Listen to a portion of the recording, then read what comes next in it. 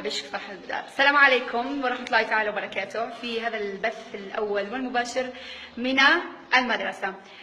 اليوم كانت بداية دخول المدرسي، طبعا أنا معهم جميعا. المشاغب أين هو أحلى مشاغب أعزو. نلتقي هذا العام إن شاء الله، راح يكون موسم دراسي موسما للفرح. إن شاء الله يا رب يكلل بالنجاح. مجموعة من الأسئلة راح نفتتح بها. الإرادة ماذا تصنع؟ بذكر الله تطمئن قطار النجاح لابد أن يمر بمحطة، لكن هل نطيل الوقوف؟ جيد، لن نطيل الوقوف. اللغة العربية أغنى؟ جيد، اللغة العربية هي أغنى لغات.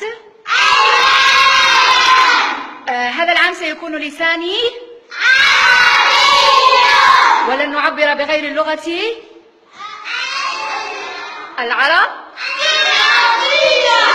جيد، ولن نعبر بغير اللغة العربية. سؤال آخر، لغة حباها الله حرفا؟ جيد، ما هي لغة أهل الجنة؟ جيد، لغة أهل الجنة هي اللغة العربية. هذا العام سيكون مشروعنا مادة التربية الخلقية. مادة التربية الخلقية، انتظروا دقيقة. التربية الخلقية سنحاول أن ننقل من خلالها مجموعة من القيم. أعطوني مجموعة من القيم. الصدق أيضا،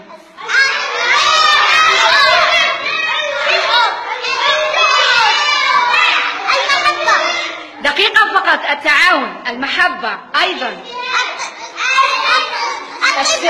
الصدق، الوفاء أيضا، المحبة، الإيثار،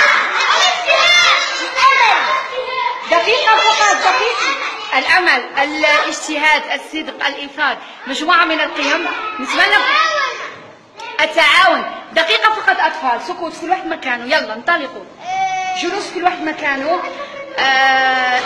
اليوم فقط أردت أن نتبنى فكرة هي التربية الخلقية. التربية الخلقية مادة راح تكون في بداية كل حصة، مدتها على الأقل 5 دقائق، راح ننقل من خلالها مجموعة من القيم للتلاميذ.